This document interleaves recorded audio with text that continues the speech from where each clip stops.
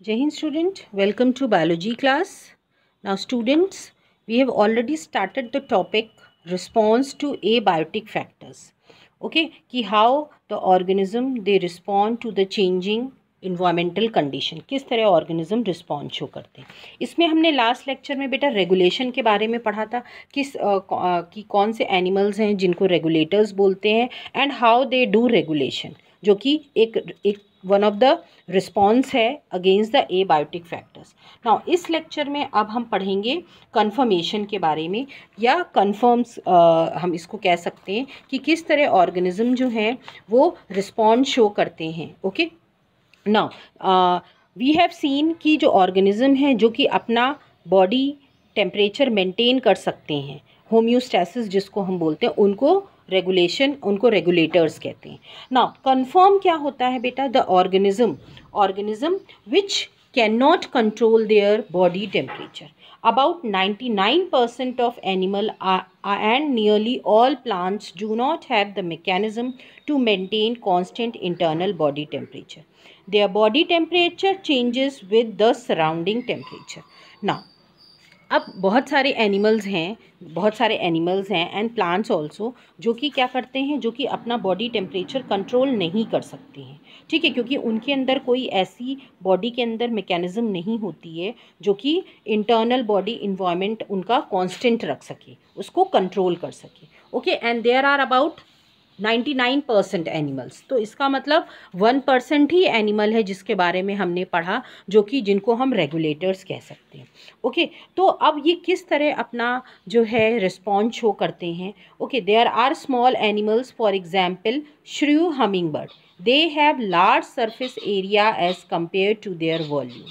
In colder environment they tend to lose heat very fast. Okay, now आपको पता है birds होते हैं, उनके विंग्स होते हैं. ओके, सो उनका जो सरफेस एरिया होता है that is large. Okay, as compare to volume. अगर वॉल्यूम की बात करें, क्योंकि वो छोटी सी ही स्पेस में उनके विंग्स जो हैं आप कह सकते हो वो फोल्ड करके वो उसको एडजस्ट कर लेते हैं. पर और जब उनको जो कोल्ड इन्वायरमेंट होता है, जब ठंडक होती है, तो इसकी वजह से उनको बहुत सारी, क्योंकि सरफेस एरिया ज़्यादा है, तो उनको बहुत जो है they tend to lose heat. Okay, उन ज़्यादा हीट वो लूज़ करेंगे क्योंकि सरफेस एरिया ज़्यादा है. Okay, now they will have to spend more energy in maintaining body temperature as compare to large size animal. इसकी वजह से उनको बहुत सारा means heat loss, means energy जो है उनको बहुत सारी स्पेंड करनी पड़ती है अपने बॉडी टेम्परेचर को क्या करने के लिए, मेंटेन करने के लिए. इसी वजह से जो स्मॉल साइज्ड एनिमल होते हैं, okay, so because of this only the small size animal do not occur in polar region.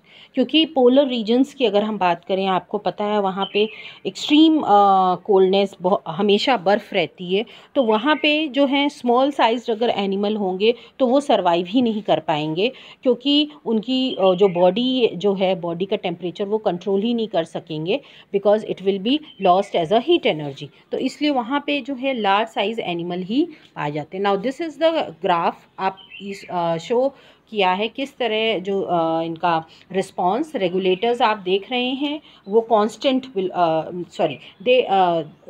There temperature does not fluctuate. आप देख रहे हो ये रेगुलेटर्स हैं जो कि कांस्टेंट टेम्परेचर दिखा रहे हैं. Okay, through out the year, means उनका टेम्परेचर जो है वो वेरी नहीं करता है. ये जो हैं आपके कन्फर्मर्स हैं जो कि टेम्परेचर के साथ मीन्स इन्वायरमेंटल कंडीशंस के साथ ये भी इनका भी इंटरनल टेम्परेचर वेरी करता है, जिसके लिए उनको बहुत सारे मेथड्स यूज़ करने पड़ते हैं, बहुत तरीके अपनाने पड़ते हैं टू सेव देमसेल्फ. और ये पार्शियल रेगुलेटर्स आते हैं जो कि बीच में आते हैं, जो कि हम कह सकते हैं कि कभी थोड़ा बहुत एडजस्ट भी कर सकते हैं और कुछ नहीं भी, तो इसलिए पार्शियल में आ गए. ना अब ये जो कन्फर्मर्स हैं ना, they don't have any internal mechanism. Homeostasis या ऑस्मो रेगुलेशन की बात करें उनके अंदर नहीं होता है. तो how they cope with the stressful condition, कैसे वो कोप करेंगे जो भी अनफेवरेबल कंडीशन है. So there are few methods. Now the first is migration. You all are familiar with the term migration. जो birds होती हैं they move temporarily to hospitable areas from stressful condition. जो birds होती हैं वो जो है जो जब बहुत ज़्यादा लाइक अगर हम साइबेरियन क्रेन की बात करें तो जब बहुत ठंडक पड़ती है तो वो वहाँ से माइग्रेट होके इंडिया आ जाती हैं just to cope up with the stressful situation. और ये टेम्परेली होता है, ठीक है, ये हमेशा के लिए नहीं होता। जैसे ही वहाँ पे कंडीशंस फेवरेबल होती हैं वो फिर से वापस चली जाती हैं। ओके नाउ, तो ये था migration. Now next process is suspension. Okay, suspension माने क्या होता है? सस्पेंड कर देना, टर्मिनेट कर देना, ठीक है। अगर हम इसका लिटरल मीनिंग देखें तो क्या टर्मिनेट कर देना? जो भी एक्टिविटीज़ होती हैं वो फिजियोलॉजिकल एक्टिविटीज़ होती हैं प्लांट्स की या एनिमल्स की, वो कुछ समय के लिए सस्पेंड हो जाती हैं, ठीक है। So this is one of the major कि कन्फर्मर्स जो हैं किस तरह, अभी हम कन्फर्मर्स के ही बारे में पढ़ रहे हैं कि किस तरह वो क्या क्या तरीके हैं कि वो स्ट्रेसफुल कंडीशन को से कोप अप कर सकते हैं। पहला हमने देखा माइग्रेशन, ठीक है, दूसरा है सस्पेंशन। अब सस्पेंशन में आता है स्पोर्युलेशन। नाउ स्पोर्युलेशन क्या होता है? You all have studied, spores जो होते हैं वो थिक वॉल्ड होते हैं, ठीक है, और वो हेल्प करते हैं ऑर्गेनिज्म को अनफेवरेबल कंडीशन में सर्वाइव करने के लिए। और जैसे ही सूटेबल कंडीशन आती है वो जर्मिनेट कर जाते हैं। For example bacteria, fungi, lower plants कुछ होते हैं तो ये स्पोर्स रिलीज़ करते हैं और ये स्पोर्स जो हैं बहुत रेजिस्टेंट होते हैं, ठीक है। इनके अंदर थिक कवरिंग होती है, 2 लेयर्ड कवरिंग होती है, जो कि अनफेवरेबल कंडीशन में भी उनको उसके अंदर जो उनका सेल होता है वो सरवाइव करता है, ठीक है। मतलब एक तरह से प्रोटेक्टिव कवरिंग होती है और जैसे ही कंडीशन फेवरेबल होते हैं वो ग्रो करना स्टार्ट कर देते हैं। So this is sporulation. Now dormancy जो है, डोरमेंसी इनएक्टिव स्टेट होता है, एक पीरियड होता है, पीरियड ऑफ रेस्ट, या हम इनएक्टिव स्टेट कह सकते हैं। अब ये क्या होता है? सीड्स, स्पेशली सीड्स जो होती हैं हायर प्लांट्स की या फिर और भी वेजिटेटिव स्ट्रक्चर्स होते हैं, वो क्या करते हैं? अपनी मेटाबॉलिक एक्टिविटी को रिड्यूस कर देते हैं, ठीक है, कम कर देते हैं जो भी इनकी फिजियोलॉजिकल एक्टिविटीज़ होती हैं, और वो डोरमेंसी इनएक्टिव स्टेज पे चले जाते हैं, ठीक है। और जैसे ही फेवरेबल कंडीशंस आती हैं जब, तो ये फिर से जो है जर्मिनेट करके जो है प्लांटलेट बना देते हैं, ठीक है।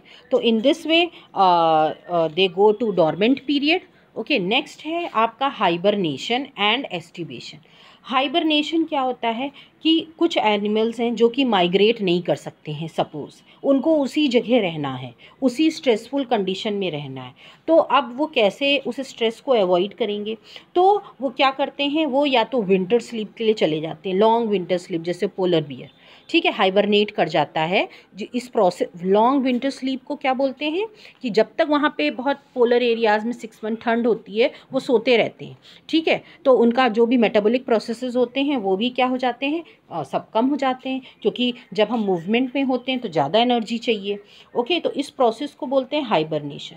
और नेक्स्ट होता है समर स्लीप। समर स्लीप में जब बहुत ज़्यादा एक्सट्रीम टेम्परेचर होता है तो समर स्लीप होता है, जिसको हम बोलते हैं aestivation. Okay, for example snail की बात करें तो स्नेल एस्टिवेशन शो करता है, that is sleep in summer, और पोलर बियर्स जो हैं हाइबरनेशन शो करते हैं।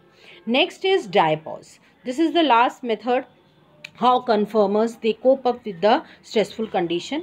नाउ इसमें क्या होता है? It is the process of delay in the development during adverse environmental condition. जब अनफेवरेबल कंडीशंस होती हैं तो जो भी डेवलपमेंट होता है उनकी बॉडी में वो स्टॉप हो जाता है या फिर वो रुक जाता है for that period of time. Okay, उसको एग्जाम्पल अगर हम बात करें जू प्लैंकटन, जो कि वाटर बॉडीज़ में पाया जाता है, it is a type of plant. Okay, ये डेफिनेशंस हैं शॉर्ट में, it will help you in notes, ठीक है। ये वही चीज़ है जो हम पढ़ के आए हैं, इसलिए दोबारा लिखने की ज़रूरत नहीं, आप चाहें तो सिर्फ इसको भी कर सकते हैं। Now let's see the differences. Conformers क्या हुए? That can not maintain internal environment and change according to the ambient atmospheric condition. वो अपना इंटरनल टेम्परेचर को मेंटेन नहीं कर पाते हैं और वो अपनी बॉडी को एडजस्ट करते हैं according to the changing atmospheric condition. या तो वो मूव कर जाएंगे, या तो वो डोरमेंसी में चले जाएंगे, या तो वो एस्टिवेशन, हाइबरनेशन, ये जो भी हमने प्रोसेस पढ़े। In comparison to that regulators क्या होते हैं? वो ऑर्गेनिज्म होते हैं जो मेंटेन करते हैं constant temperature despite changes in the environment में, चाहे जितने भी फ्लक्चुएशंस हो वो अपने बॉडी टेम्परेचर को कांस्टेंट रखते हैं। बट कन्फर्मर्स का बॉडी टेम्परेचर जो है कांस्टेंट नहीं होता है। ठीक है, वो फ्लक्चुएशंस के साथ चेंज होता है, इसलिए उनको डिफरेंट मेथड्स अडॉप्ट करने पड़ते हैं। दे show a narrow range of distribution, means अगर जो एक्टिविटी है किसी एक पर्टिकुलर टेम्परेचर पे उनकी बेस्ट एक्टिविटी है, तो वो अगर टेम्परेचर फ्लक्चुएशन होंगे तो कन्फर्मर्स अपनी बेस्ट एक्टिविटी नहीं दे पाएंगे। बट रेगुलेटर्स की बात करें तो वाइड रेंज ऑफ डिस्ट्रीब्यूशन, ठीक है, ये शो करते हैं। मींस अगर फ्लक्चुएशंस हो रहे हैं, ठीक है, वो बेस्ट एक्टिविटी अगर 25 डिग्री पे सपोज दे रहे हैं, अब क्या हुआ कि बहुत ज़्यादा ठंड है, बहुत ज़्यादा गर्मी है, या तब भी वो अपनी बेस्ट एक्टिविटी देंगे। कैसे देंगे? अगर ठंड है तो वो हीटर यूज़ कर लेंगे, ठीक है, अगर गर्मी है तो वो एसी यूज़ कर लेंगे। तो ये बस आपको समझाने के लिए बता रहे हैं। तो ये एक आर्टिफिशियल होम्योस्टेसिस है, आप ये कह सकते हो, ठीक है।